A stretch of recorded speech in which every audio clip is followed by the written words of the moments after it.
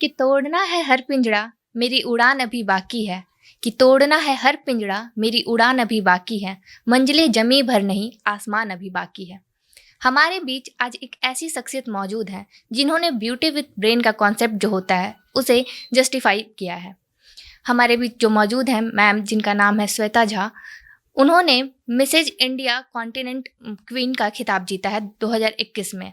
तो आइए बात करते हैं उनसे और जानते हैं उनसे उनके सफ़र के बारे में, कैसा रहा उनका सफ़र और कैसे वो बैठा पाती हैं अपने लाइफ का तालमेल इन सब चीज़ों में।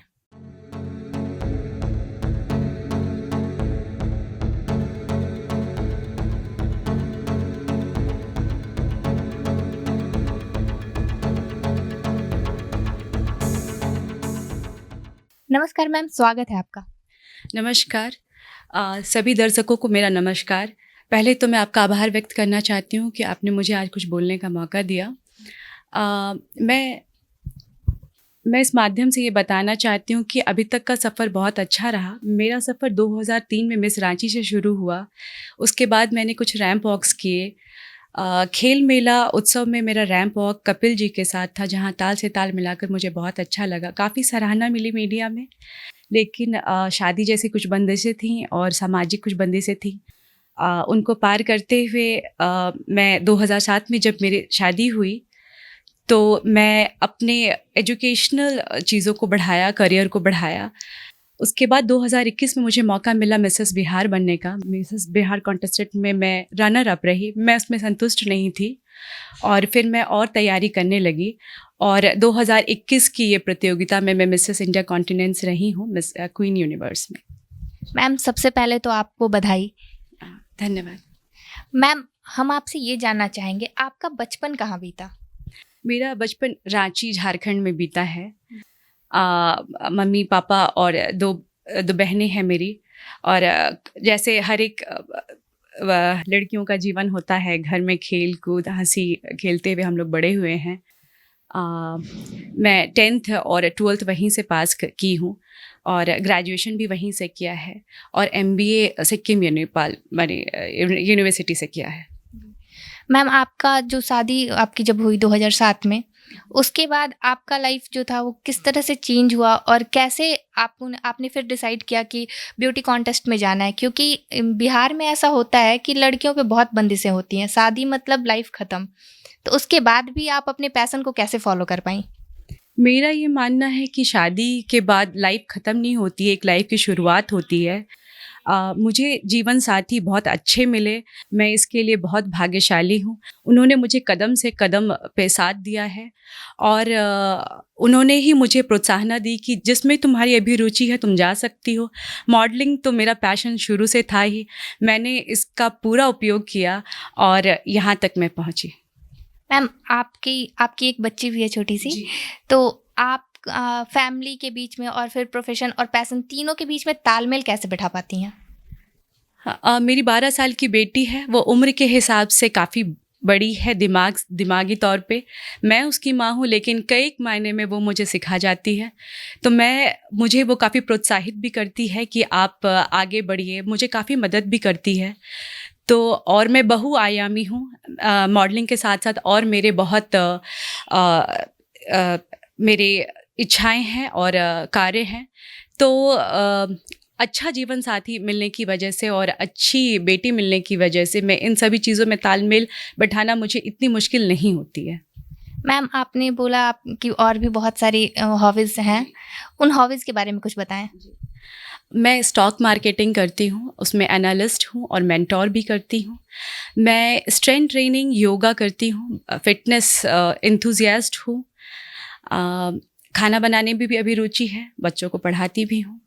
जी मैम, आपने जो बोला स्टॉक मार्केट एनालिस्ट, आपने एक टेलीकॉम कंपनी के साथ काम भी किया है इसमें, उस बारे में बताएं, उस सफ़र के बारे में। जी मैं मुझे ये बताने में बहुत हर्ष हो रहा है कि मैं BI एनालिटिक्स कॉर्पोरेट वोडाफोन में काम कर चुकी हूँ।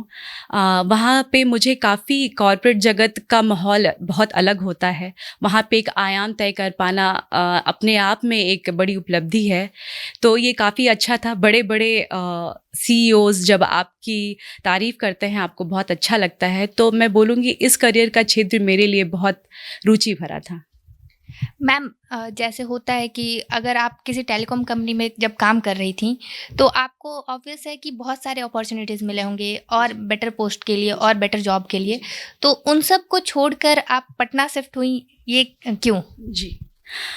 मुझे और मेरे हस्बैंड दोनों को ही 14 इयर्स का एक्सपीरियंस है बाहर डिफरेंट डिफरेंट कंपनीज़ में काम करने का।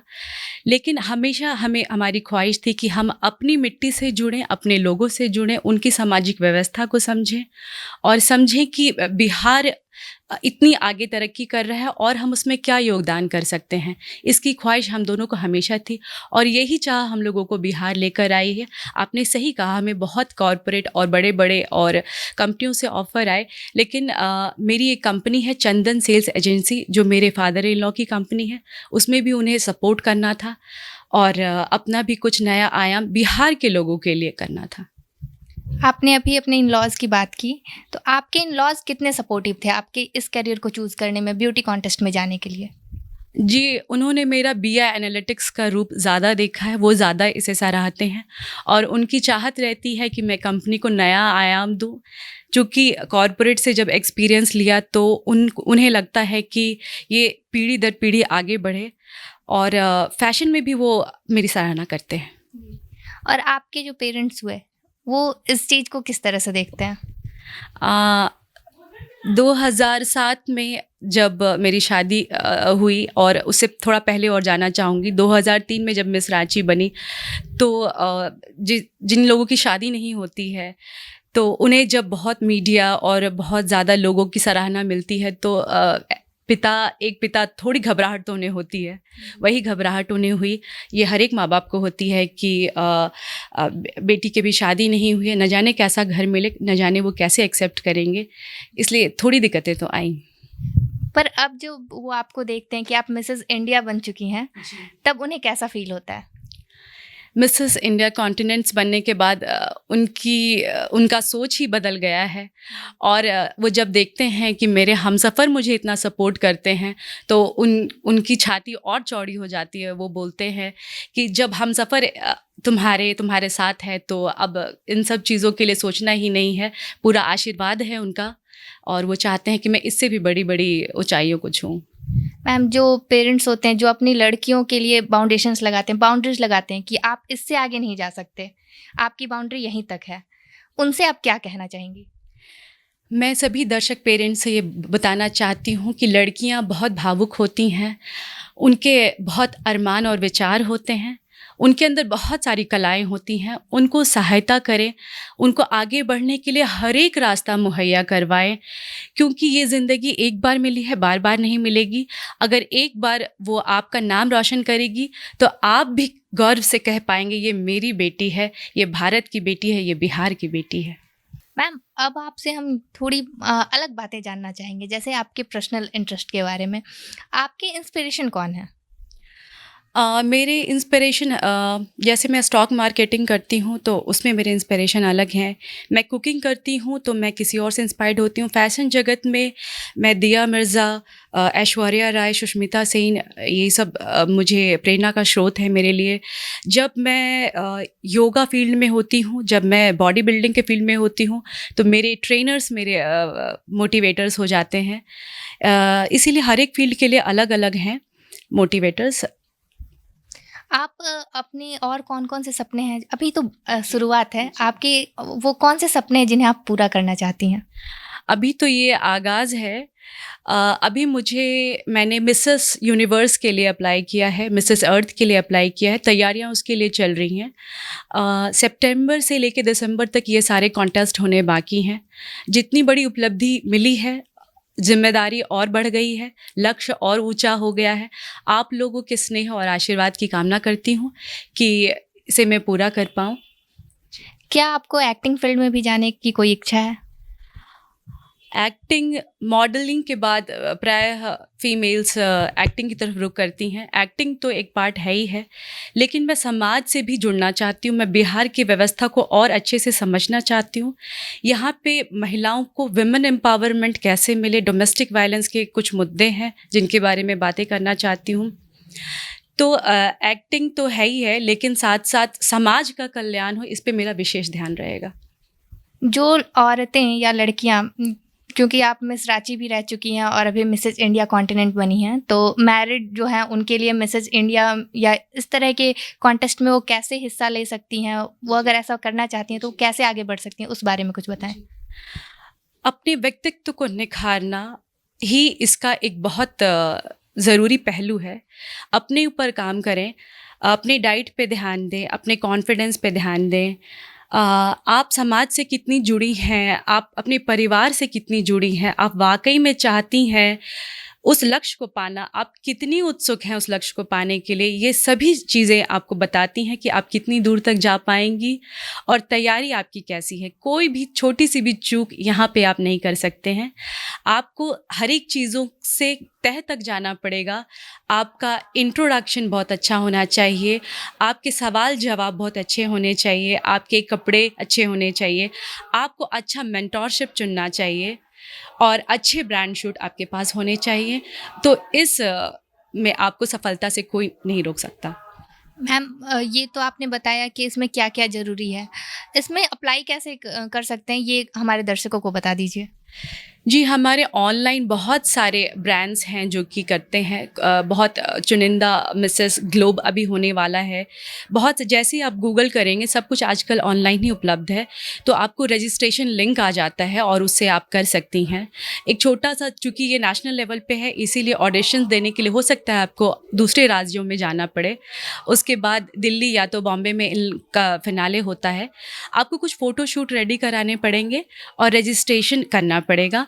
अपनी कुछ व्यक्तिगत जानकारियाँ देनी पड़ेंगी, क्यों जुड़ना चाहती हैं उस ब्रांड से। मेरी यही ख्वाहिश रहेगी कि जब भी आप ऐसे कॉन्टेस्ट में जाते हैं तो अच्छे ब्रांड्स का चुनाव करें, जिनका कि कुछ अनुभव हो और आगे दूर तक आपको जाने के लिए प्लेटफॉर्म दे सकें। मैम, आप हमारे चैनल के माध्यम से दर्शकों को क्या संदेश देना चाहेंगी? पहले तो मैं आपका धन्यवाद करना चाहती हूँ और आपके चैनल से मैं ये दर्शकों को बताना चाहती हूँ, महिलाएं किसी भी क्षेत्र में कम नहीं हैं। वो कहीं भी अपने ऊंचे आयाम हासिल कर सकती हैं। उन्हें बस पता करना है कि उनकी रुचि किस में है और अपनी रुचियों का गहन अध्ययन करना होगा। समाज पुरुषों से यही निवेदन है, महिलाओं को आगे बढ़ाएं, समाज बढ़ेगा। और अगर महिलाओं का अपना विचार होगा तो आपका भी परिवार बढ़ेगा, आपके बच्चे जो कि आने वाला भविष्य हैं, उनका भी भविष्य निखरेगा। धन्यवाद। हमसे जुड़ने के लिए आपका बहुत शुक्रिया। नमस्ते। नमस्ते, धन्यवाद। ने बात की श्वेता मैम से, जाना उनके सफ़र के बारे में। ऐसे ही अन्य खबरों के लिए देखते रहें द फुल वॉल्यूम। धन्यवाद।